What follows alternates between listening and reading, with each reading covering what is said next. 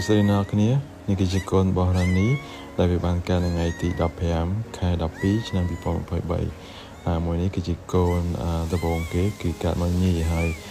ខ្ញុំបានមើលវាក៏បានប៉មទៅដាក់នៅលើដីអញ្ចឹងណាវាកាយរូងកាយអីដែលជាធម្មជាតិរបស់ឆ្កែអញ្ចឹងទៅគឺវាប្រឡាក់លោកមួយដីច្រើនហើយខ្ញុំក៏បានលាងសម្អាតវាជាមួយនឹងទឹកក្តៅអ៊ុនៗសម្អាតវាចងកន្លែងតងផ្សិតសុករបស់វាហ្នឹងកុំឲ្យវាឆ្លងមេរោគអីចឹងយើងសម្អាតវាស្ងួតអស់ហើយដល់ហ្នឹងហើយគេគឺសម្អាតវាហើយខ្ញុំចងតងសុកវាហើយវាចេញដើម្បីកាត់បន្ថយការឆ្លងមេរោគចឹងដល់នេះហើយជាធម្មតាពីថ្ងៃក្រោយវានឹងល្បិចដាច់ទៅខ្លួនឯងតងសុកហ្នឹងវាកើតមកបន្តទៅដល់រហូតដល់ហ្នឹងហើយឃើញនៅខាងក្រោយគឺ fit ហើយគឺវាឆ្ងល់វា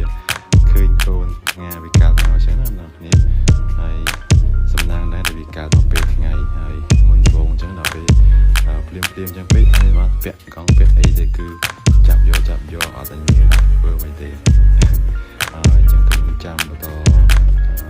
មុន10 20នាទីអញ្ចឹងទៅក៏វាកើតមកមួយទៀតរហូតទៅដល់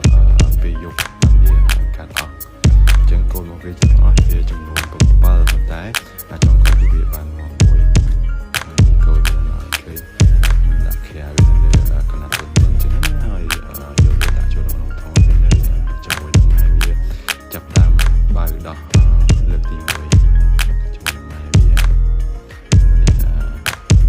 បាញ់សម្លាប់មេរោគ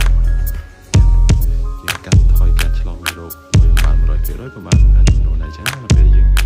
ការវានៅផ្ទះអញ្ចឹងគឺទៀមទាដល់អ្នកនេះជួយវាដែរហើយនេះគឺ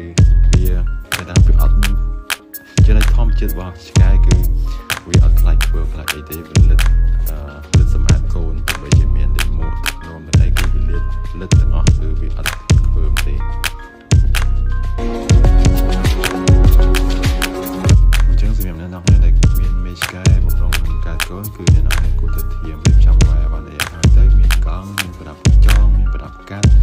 មានប្រដាប់បូន/កូនឆ្កែអញ្ចឹងនៅពេលដែលវា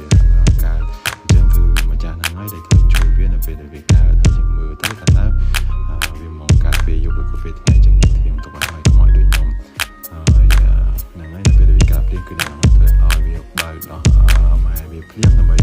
ភ្ញួយទៅដល់អកមាត់របស់ម៉ែវាឲ្យវាចេញទៅដល់បានច្រើនអញ្ចឹងហើយមួយទៅដល់វាជួយឲ្យកូនមានសុខភាពល្អទប់ស្កាត់ជាមួយនឹងជំងឺផ្សេង